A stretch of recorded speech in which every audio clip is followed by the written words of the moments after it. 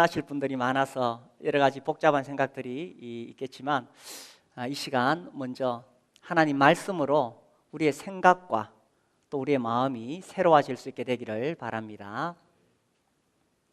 오늘은 하늘에 속한 복에 대해서 제가 말씀을 드리려고 합니다. 이 복음을 전하면 사람들이 이 복된 소식을 듣고 참 기뻐하고 즐거워하게 됩니다.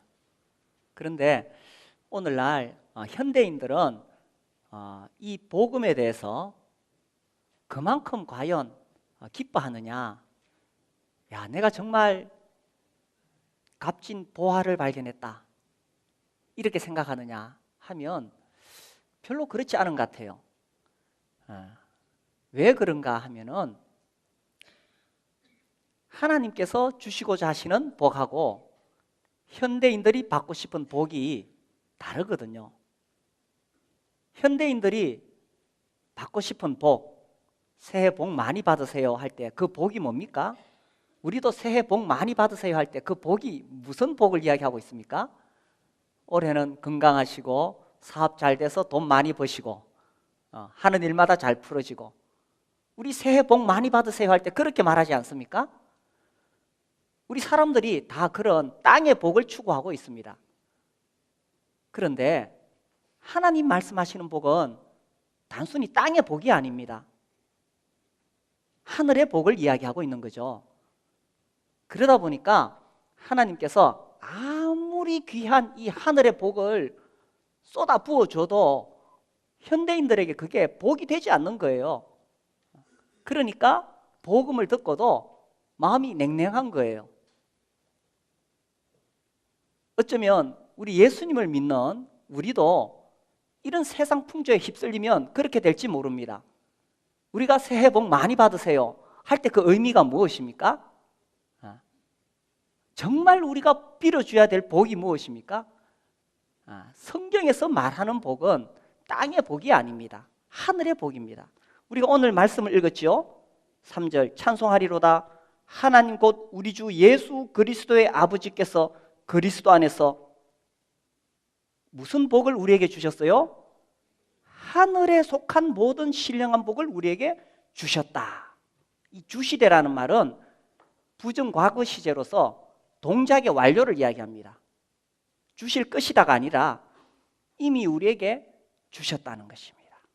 이미 우리에게 넘치도록 주셨다는 것입니다.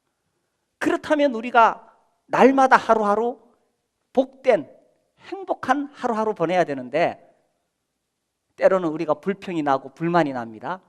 왜 그렇습니까? 우리가 추구하는 복하고 하나님이 주시는 복이 어쩌면 다르게 보이니까요.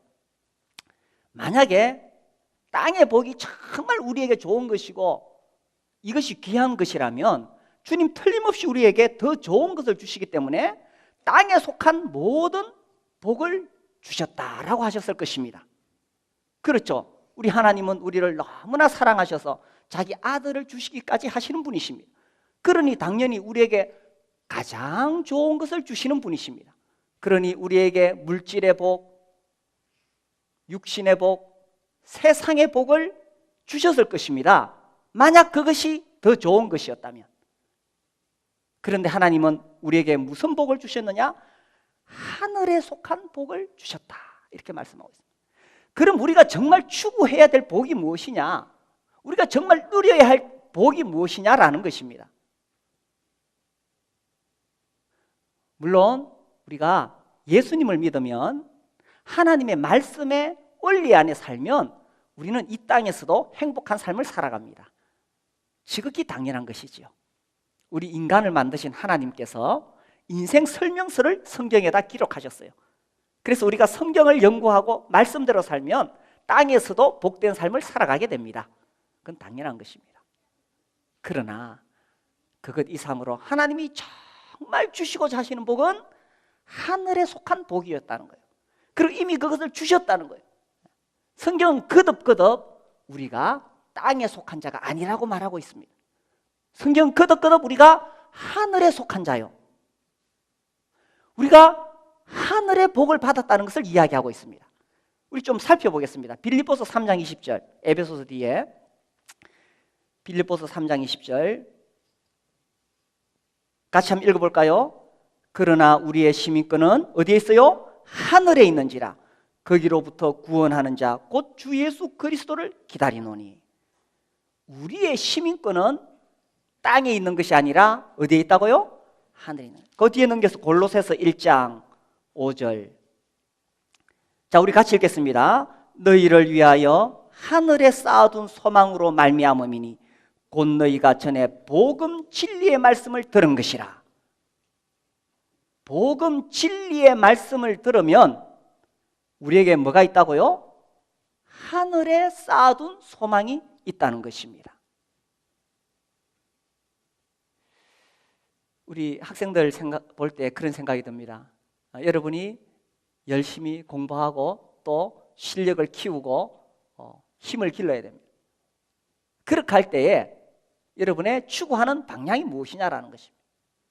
그것이 내가 땅의 복을 받기 위한 것이냐, 아니면 내가 하늘의 복을 받은 것, 이것이 너무 귀해서 이것을 알지 못하는 사람에게 전해주기 위한 것이냐 라는 것입니다. 그리고 이제 우리 학생들이 공부를 해서 뭐 세상적으로는 뭐 좋은 대학에 들어가는 사람도 있고 그렇지 못한 사람도 있고 뭐 직업도 다양할 거예요. 그러나 인생의 성공과 실패가 세상적인 관점에서 볼 것이냐 아니면 하늘의 관점에서 볼 것이냐라는 것입니다. 분명한 것은 우리가 땅에 속한 자가 아니요 하늘에 속한 자예요.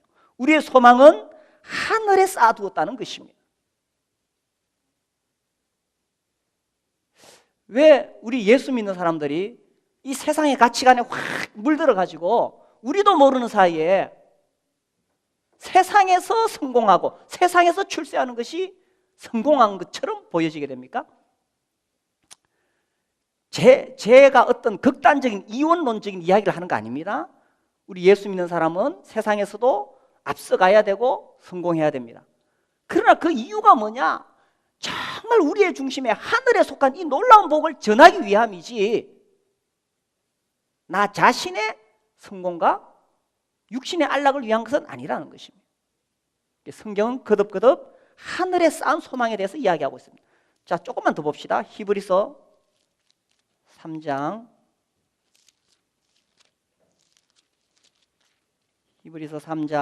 1절. 그러므로 함께 어떤 부르심을 받았습니까? 하늘의 부르심을 받은 거룩한 형제들아.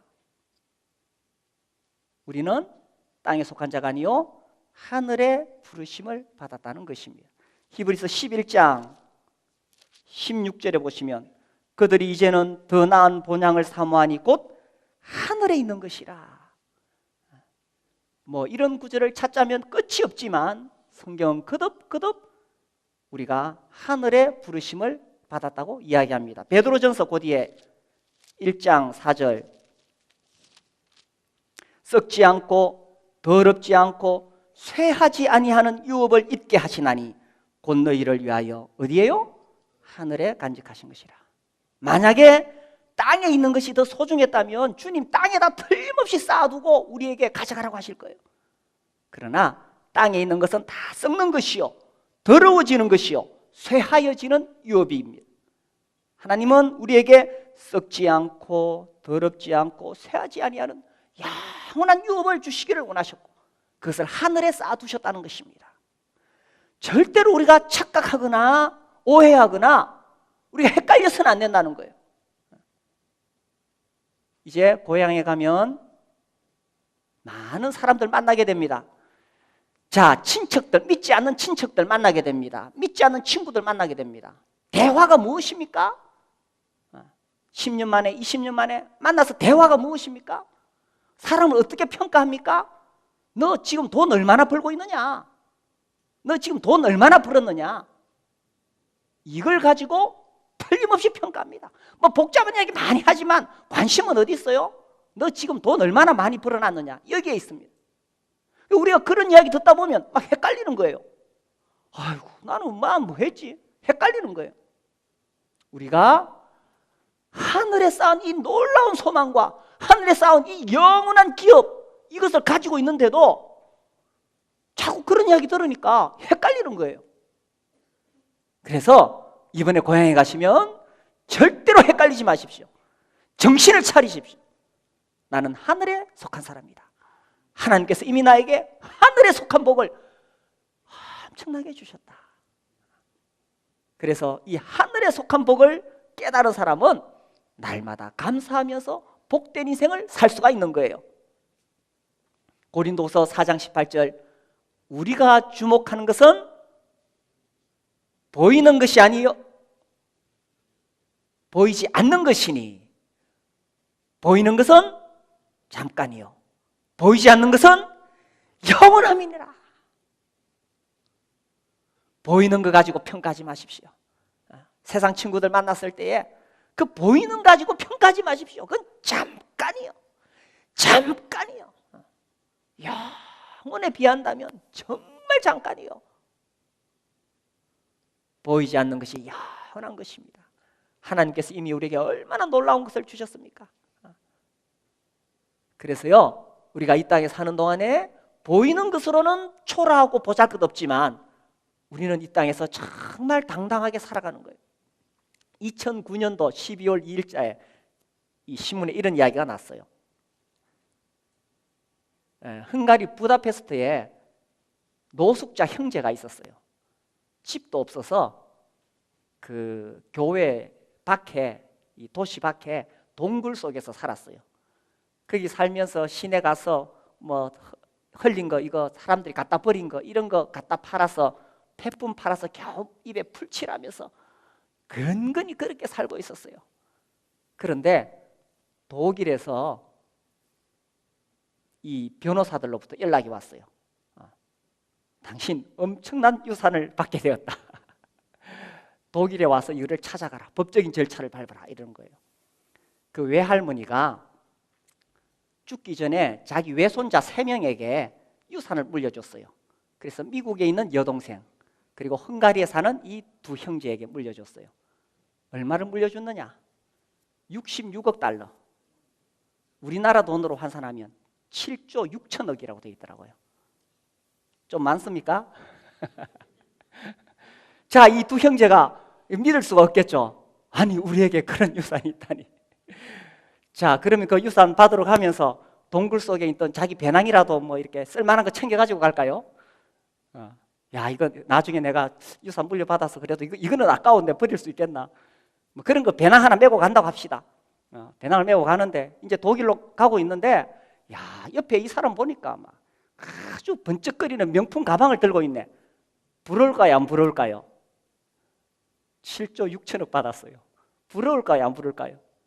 자기들은 꾀죄죄한 옷 입고 가요. 지금 당장은 돈이 없어. 그러니 그저 꾀죄죄한 누더기 걸치고 가고 있는데 하나도 부럽지 않아요. 정말 자기가 가진 재산이 얼마나 크고 놀라운 것인가를 알게 되면 하나도 부럽지 않아요. 우리가 하늘에 속한 이 놀라운 복을 받았는데도 이 가치를 모르면 하루하루 남들하고 비교하고 불평하고 이렇게 살아가는 거예요. 그리고요, 하나님이 우리에게 바라시는 것은 뭐냐 하면, 그럼 이 하늘의 복은 뭐 죽어서 받는 것이냐, 그런 의미가 아니에요. 이 하늘에 속한 복이 하늘에서 넘쳐서 현실에 살아가고 있는 오늘 나의 심령을 완전히 변화시키고, 그래서 이 하늘의 복으로 인해서 내가 충만하게 하루하루 감사하며 살아가는 것이, 이것이 그리스도인의 삶이다라는 거예요. 그래서 땅에 있는 복이 아니라 하늘의 부르심을 입었다. 하나님께서 우리에게 하늘에 속한 모든 신령한 복을 주셔서 이것을 깨달은 사람은 하루하루 감사하면서 기뻐하면서 행복하면서 살아갈 수가 있다는 것입니다. 아멘이십니까? 자, 그래서 이 하늘에 속한 모든 신령한 복을 주셨는데 그것이 무엇이냐? 4절 보세요. 곧이라고 시작됩니다. 그죠? 그래서 하늘에 속한 모든 신령한 복이 무엇이냐? 곧 이렇게 시작됩니다. 곧. 그게 뭐냐?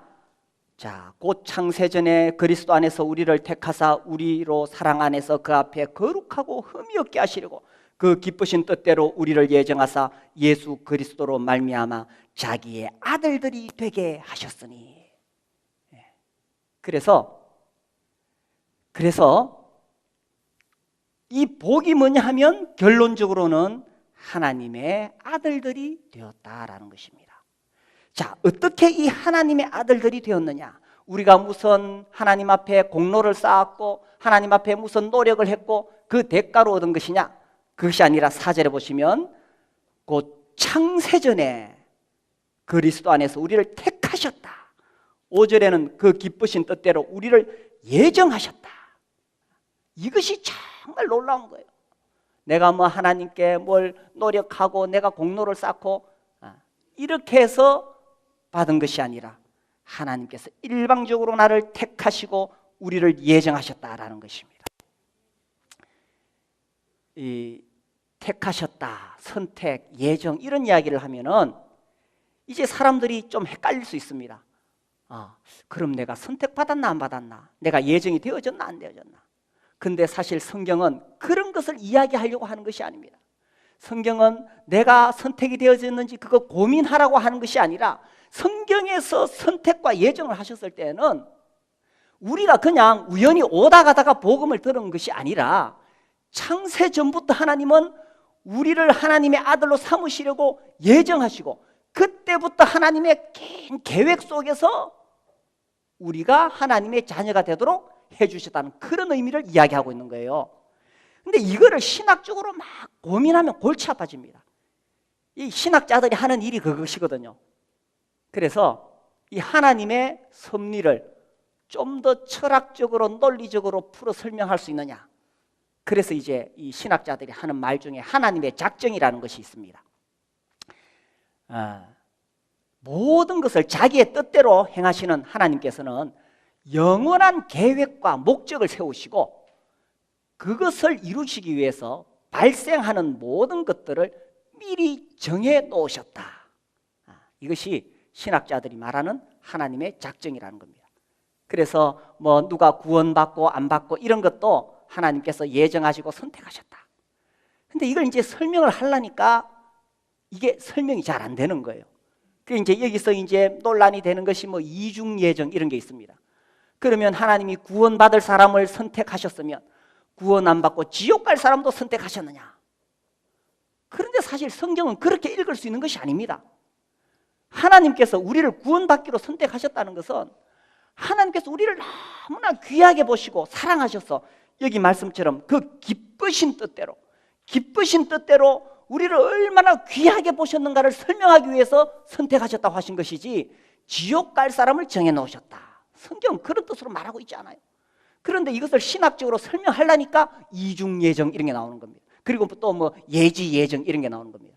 그 사람이 구원받을 것을 아시고 예지아시고 예정하셨다. 뭐 이런 설명들이 막 나오기 시작하는 거예요. 그런데 이것도 인간의 머리로 논리로 풀 수 있는 것이 아니라는 것입니다. 그리고 또 뭐 이걸 설명하려니까 그러면은 타락 전에 선택하셨느냐 타락 후에 선택하셨느냐 뭐 또 이런 막 복잡한 문제들이 나옵니다. 이거 푸는 것이 신학자들이 하는 이야기예요. 그런데 제가 그런 많은 논쟁들을 읽어보고 성경을 읽어봤을 때요, 성경은요 어쩌면 모순으로 가득한 책입니다. 어쩌면 앞과 뒤가 맞지 않는 것처럼 보입니다. 왜냐하면 하나님의 이 놀라운 섭리를 인간의 머리로 해석할 수가 없기 때문입니다. 그래서 하나님께서 이렇게 말씀하셨습니다. 이사야 55장 9절 말씀이죠. 이사야 55장 9절 말씀. 성경 가운데 이사야가 있습니다. 자, 제가 읽겠습니다. 8절부터 읽어볼까요? 이는 내 생각이 너희의 생각과 다르며 내 길은 너희의 길과 다름이니라. 여호와의 말씀이니라. 이는 하늘이 땅보다 높은 같이 내 길은 너희의 길보다 높으며 내 생각은 너희의 생각보다 높음이니라. 그래서요, 하나님의 생각이 하늘이 땅보다 높은 같이 내 생각보다 높고 하나님의 길이 내 길보다 높다는 거예요. 그런데 땅에 있는 우리가 하늘에 계신 그 하나님의 섭리를 다 이해하려고 하고 그것을 내가 다 머리로 풀어서 논리적으로 설명하려고 한다면 그 자체가 맞지 않다는 것입니다. 우리는 다만 하나님께서 우리를 예정하셨다는 사실에 감사하고, 우리가 어떻게 이렇게 귀한 놀라운 복음을 듣게 되었어요? 우리가 지금 저 북한 땅에 태어났으면 어떻게 십자가 복음을 들을 수 있었겠어요? 우리가 만약에 이 신라시대에 태어났다면 우리가 어떻게 이 복음을 들을 수가 있었겠어요? 우리가 지금 이 자유로운 땅, 하나님의 복음을 들을 수 있는 이 시대에 이 땅에 태어난 것도 하나님의 섭리가 아니면 무엇이겠어요? 그래서 하나님께서 우리를 부르셨다는 것을 믿는 것입니다. 그래서 이 하나님의 예정을 오해한 사람은 하나님이 다 하시니까 나는 아무것도 안 해도 된다. 그렇지 않습니다. 하나님께서는 이미 나에게 영생을 주시기로 작정하시고 나를 선택하셨고, 우리는 이 복음을 믿음으로 하나님의 자녀가 되는 것입니다. 오해를 피하기 위해서 제가 사도행전 13장 말씀을 좀 소개해 드리겠습니다. 너희가 그것을 버리고 영생을 얻기에 합당하지 않은 자로 자처하기로. 자, 이 사람들이 왜 구원을 못 받았어요? 그들이 하나님 말씀을 버렸고 자기들 스스로 영생을 얻기에 합당하지 않은 자로 자처했지요. 자, 48절 보세요. 48절, 이방인들이 듣고 기뻐하여 하나님의 말씀을 찬송하며 영생을 주시기로 작정된 자는 다 믿더라. 자, 여기는 보면 하나님께서 영생을 주시기로 작정하셨다고 되어 있어요. 그런데 46절에 유대인들은 왜 못 믿었어요? 하나님이 예정하지 않아서입니까? 아니에요. 그들 스스로 영생을 얻기에 합당하지 않은 자로 자처했다는 것이에요. 그래서 그들이 구원을 못 받은 것은 누구의 책임입니까? 그들 본인의 책임인 거예요. 하나님은 하나님 말씀을 통해서 영생을 얻을 수 있도록 다 사람들을 부르고 계시는데 자기들 스스로 나는 영생 안 얻으랍니다. 거부했는 거예요. 자기들 스스로에게 책임이 있는 것입니다. 그러나 또한 예수님을 믿고 보니, 내가 예수님을 믿고 보니 이것이 내가 믿은 것이 아니요 하나님이 창세전에 나를 예정하셨고 하나님이 나에게 영생을 주시기로 작정하신 것이구나, 이렇게 깨달아지는 것입니다. 그래서 이 하나님의 예정과 선택을 가지고 신학적으로 논쟁하려고 하는 사람은 어리석은 것입니다. 다만 하나님께서 나에게 주신 이 복음을 내가 기쁨으로 받아들이고 내가 이 예수님의 십자가 피를 통해서 내 죄가 다 용서되었다는 사실을 깨달을 때에 그때 하나님이 나를 예정하셨다는 것을 믿고 감사를 드리는 것입니다. 자, 다시 에베소서 돌아왔어요. 4절에 곧 창세전에 그리스도 안에서 우리를 택하사 우리로 사랑 안에서 그 앞에 거룩하고 흠이 없게 하시려고. 자, 다시 한번 이 말씀 보시면 하나님이 우리를 택하셔서 우리를 거룩하고 흠이 없게 하셨어요. 자, 그런데 이 말씀을 골로새서 1장에서 다시 보면요, 오늘 아침에 우리가 좀 성경을 공부하겠습니다. 골로새서 1장 22절 1장 22절 이제는 그의 육체의 죽음으로 말미암아 화목하게 하사 너희를 어떻게 해요? 거룩하고 흠없고 책망할 것이 없는 자로 그 앞에 세우고자 하셨으니. 자, 이렇게 하셨는데 23절 어떻게 하면 이렇게 되느냐? 만일 너희가 믿음에 거하고 터 위에 굳게 서서 너희 들은 바 복음의 소망에서 흔들리지 아니하면 그리하리라. 자, 이해되시죠? 하나님은 우리를 거룩하고 흠없고 책망할 것이 없는 자로 하나님 앞에 세우기를 원하시고 이렇게 하시려고 택하셨어요. 그런데 하나님 우리를 택하셨는데 우리가 할 일이 있죠. 우리가 할 일이 뭡니까? 23절 우리가 믿음에 거하고, 그렇지, 예수님이 그 피로 내 죄를 다 씻어주셔서 우리가 믿음에 거하고 터 위에 굳게 서서 이 놀라운 말씀의 터 위에 굳게 서서 너희 들은 바 복음의 소망에서 흔들리지 아니하면, 진짜 내가 구원받았을까? 진짜 내가 선택받았을까? 이렇게 흔들리는 것이 아니라 흔들리지 아니하면 그리하리라. 내가 흔들리지 않고 예수님의 피를 딱 붙잡고 있으면 그리하리라. 거룩하고 흠이 없는 자로 하나님이 우리를 하나님 앞에 세우게 하신다라는 것입니다. 그러므로 예정과 선택에 대하여 성경은 이와 같이 명백하게 말씀하고 계시는 것입니다. 우리가 처음에는 몰랐어요. 내가 예정 받았는지 안 받았는지 몰랐어요. 그러나 이 십자가 복음을 듣고 내가 그 복음을 딱 붙잡고 나서 보니까 하나님이 나를 창세전에 예정하셔서 그래서 내가 하나님의 아들이 된 것이구나. 이것이 우연히 된 것이 아니구나. 이것이 단순히 내가 믿어서 된 것이 아니구나. 내가 잘나서 된 것이 아니구나. 내가 교회 열심히 와서 된 것이 아니구나. 하나님께서 창세전에 나 같은 사람을 그 기쁘신 뜻대로 하나님은 나를 하나님의 아들로 삼으시기를 기뻐하셨다는 것입니다. 하나님은 나를 하나님 아들로 삼아서 하나님 앞에 다 세워놓고 하나님 보실 때, 야, 너 정말 거룩하다. 너 하나도 흠잡을 데가 없다. 이렇게 하시기를 하나님이 기뻐하셨다는 것입니다. 이것이 왜 이런 놀라운 일이 나에게 일어나게 되었을까요? 내가 거룩해서입니까? 내가 실제로 나한테 흠잡을 게 하나도 없습니까? 아니에요. 우리는 정말 허물투성이고 오물에 빠진 것 같고, 우리는 정말 냄새나고 더러운 자입니다. 우리는 지옥에 갈 수밖에 없는 자입니다. 지옥에 갈 수밖에 없어서 내가 아무리 울어도 못하고 힘써도 못하고 애써도 못하고, 그런데 어떻게 내가 하나님 앞에 거룩하고 흠없는 자가 되었습니까? 이게요 그냥 우연히 된 게 아니에요. 창세전에 하나님은 나를 그렇게 흠없는 자로 세우기를 기뻐하셨다는 것입니다. 이것이 하늘에 속한 복이요. 그래서 그 결과로 우리가 뭐가 되었습니까? 하나님의 아들이 된 것입니다. 하나님의 아들이 되었다는 것이 얼마나 귀하고 복된 일입니까? 이거하고 뭐 바꿀래요? 금덩어리 줄 테니까 바꿀래요?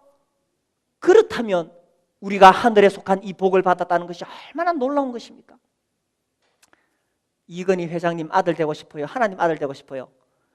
이래 물으면 꼭 요 똑똑한 사람들 이렇게 말합니다. 땅에서는 이건희 회장님 아들 되고 죽으면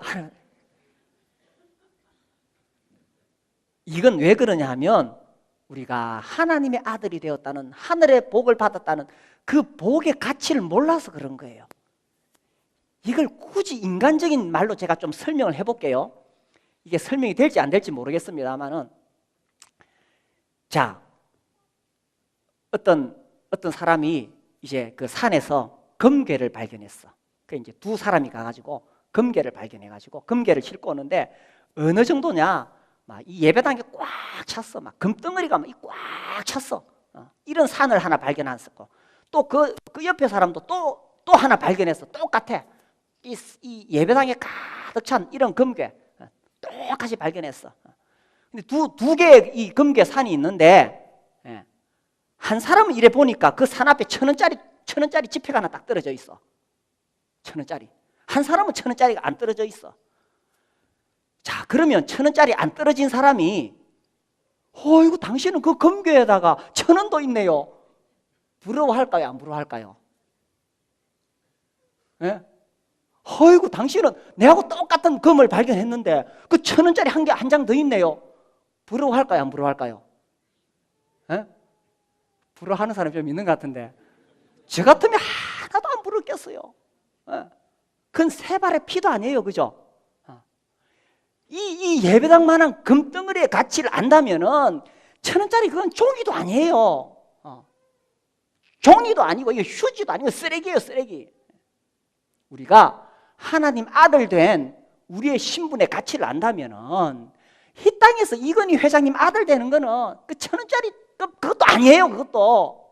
그럼 뭐가 부러워요? 왜 부럽냐? 하늘에 속한 복, 내가 하나님의 아들이 되었다는 이 놀라운 진리, 이 가치를 모르니까 부러운 거예요.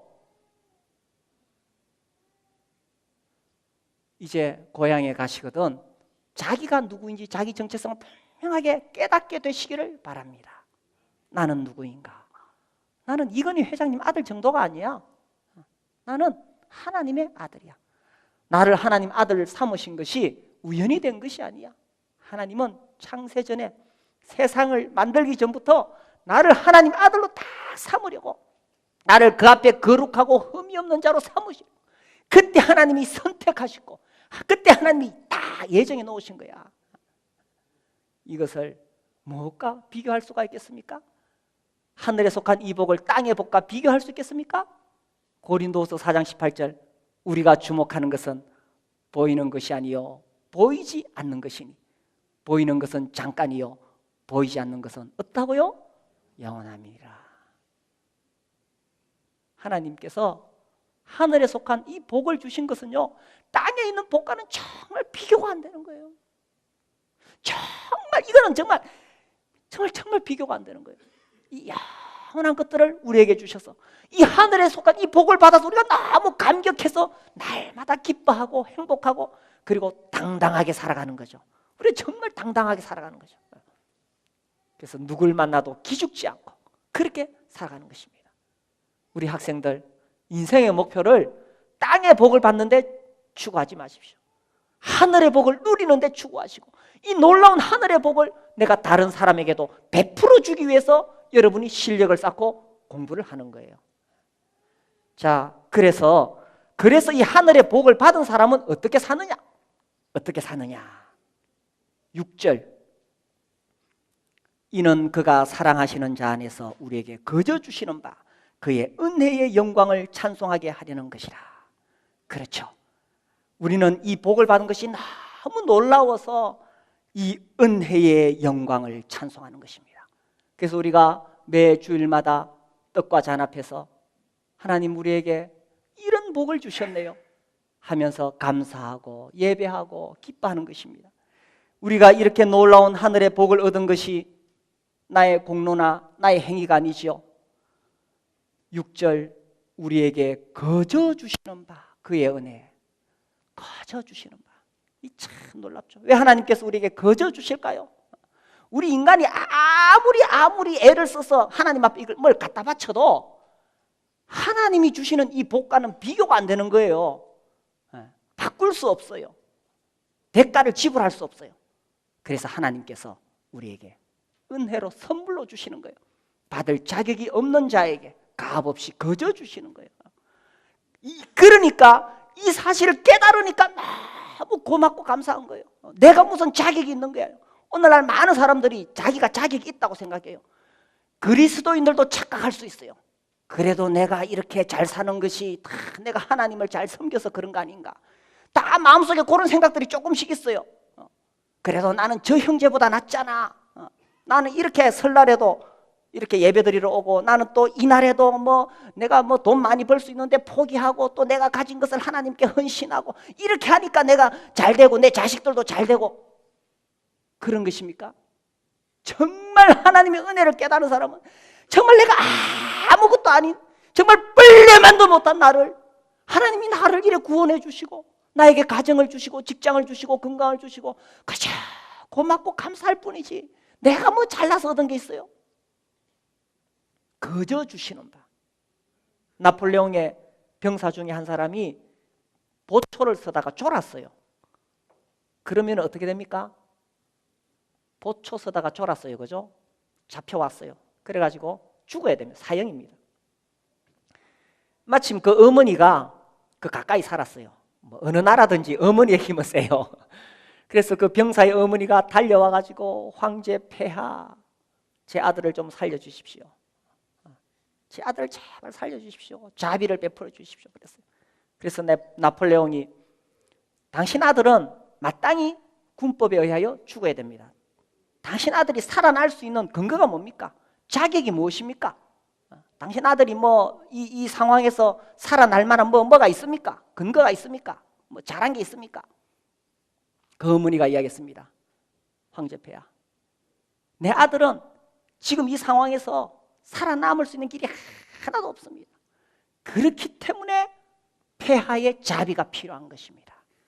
폐하의 그 높고 존귀하신 권세로 그냥 아무 자격이 없는 내 아들에게 그냥 그 자비로 그냥 살려주십시오. 하나님이 우리에게 무슨 자격이 있어서 그런 거 아니에요.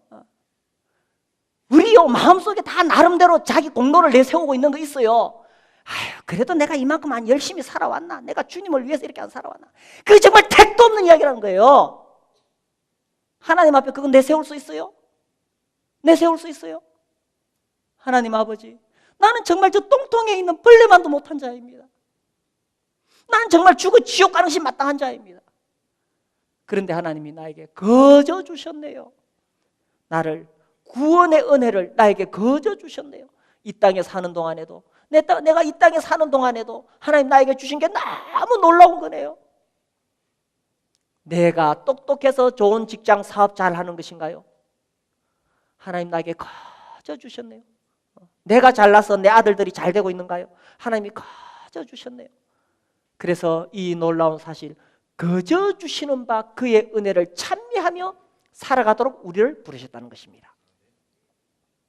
하나님은 우리에게 하늘에 속한 복을 주셨어요. 땅에 있는 복으로 자꾸 비교하려고 하지 마세요. 하늘에 있는 복을, 이 복의 가치를 깨달은 사람은 그 하늘의 복이 넘치고 넘쳐서 우리가 이 땅에 살아가는 동안에도 기뻐하고 노래하고 찬송하는 것입니다. 코리텐붐 이야기 또 제가 한번 해볼까요? 이 나치 치하에서 그 수용소에 있다가 살아남았지요. 이분이 다니면서 전 세계 다니면서 고난받는 자들에게 하나님이 살아계시고 예수 그리스도가 어떤 분이신가를 전하고 그렇게 살았어요. 이분이 한국에 왔을 때입니다. 이분이 이제 하나님 말씀을 전하고 간증을 마친 다음에 한 신학생이 찾아왔어요. 막 얼굴이 막 우거지상이 돼가지고 도대체 저 청년이 무슨 심각한 문제가 있어 저래 얼굴이 어두운가. 그가 이야기했습니다. 그 신학생이 자기가 처음에 교회 가서 목사님 말씀을 들었을 때 하나님 말씀, 이 성경은 하나님 말씀이라고 배우고 이 하나님 말씀 통해서 예수님을 만나고 너무 기쁘고 좋았대요. 그래서 이 놀라운 예수님 전하기 위해서 자기가 신학교 왔는데 학교 와서 루돌프 볼트만 그 신학자의 고상한 신학을 공부하게 되었다는 거예요. 근데 볼트만 신학은 어떤 거냐 하면은 이 성경은 하나님 말씀 아니에요. 여기는 신화와 우화가 가득 차 있고 여기서 그런 것들은 다 빼버리고 아주 철학적이고 도덕적인 것만 뽑아내야 된다. 이게 이제 이 자유주의 신학자들의 주장이거든요. 그러니까 이걸 들어보니까 지금까지 자기가 지금 예수님을 구원자로 믿고 성경을 하나님 말씀으로 믿었는데 길을 잃어버렸다는 거예요. 천국이 어디 있습니까? 지옥이 어디 있습니까? 나는 길을 잃어버렸습니다. 그렇게 이야기를 했어요. 그때 이 코리가 그 청년을 보면서 이런 이야기를 합니다. 내가 세계 여러 나라를 다녔어요. 한 번은 어떤 나라에 갔는데 이제 그 지역을 지나가고 있는데 그 지역이 너무너무 가난하고 그런 지역에 여기서 누군가 어떤 노래 소리가 들려왔어요. 근데 그 노래를 하는 그 집에 어떤 집이냐 하면 정말 이거는 판잣집도 아니고 쓰레기 더미에서 나무 쪼가리 몇 개 이렇게 아가지고 이렇게 이제 벽을 세우고 깡통 이렇게 좀 쳐가지고 그런 걸로 이렇게 좀 구멍을 이렇게 막아놓고 정말 그 사람 사는 집이라고 말할 수 없는 그런 어떤 움막 같은 곳에서 노래 소리가 들려왔어요. 무슨 노래 소리냐? 내 영혼이 은총 입어 중한 죄짐 벗고 보니 슬픔 많은 이 세상도 천국으로 화하도다. 천국이 없다고요? 나는 그 여인의 노래소리에서 천국을 분명히 보았어요. 천국은 물론 우리가 죽어서 가는 곳이 천국이지만 또한 천국이 어디 있어요? 천국은 이 하늘의 복으로 넘치는 사람의 심령 가운데 천국이 있어요. 하늘에 속한 복의 가치를 깨달은 사람은 죽어서 누리는 것만이 아니라 이 땅에 살면서도 하늘의 복으로 너무 충만해서 초막이나 궁궐이나 내 주 예수 모신 곳이 그 어디나 하늘나라. 이 하늘의 복이 넘치는 사람은 환경을 초월해서 천국의 삶을 살고 있는 거예요. 하나님 우리에게 어떤 복을 주셨다고요? 땅의 복이 아닙니다. 이제 연휴 기간 동안에 안 믿는 사람들 수없이 만나고 수없이 그런 이야기 들을 것인데 헷갈리지 마십시오. 하나님이 우리에게 하늘의 복을 주셨고요. 우리는 이건희 회장님 아들 정도가 아니라 하나님의 아들이에요. 당당하게 살아갈 수 있게 하셨고요. 이것이 너무나 귀하고 복되어서 우리가 날마다 찬양하면서 살아갈 수 있도록 하나님께서 우리에게 하늘의 복을 주셨다는 사실을 기억하고 행복한 인생, 주님을 노래하는 주님을 찬양하는 그런 삶을 사시게 되기를 바랍니다.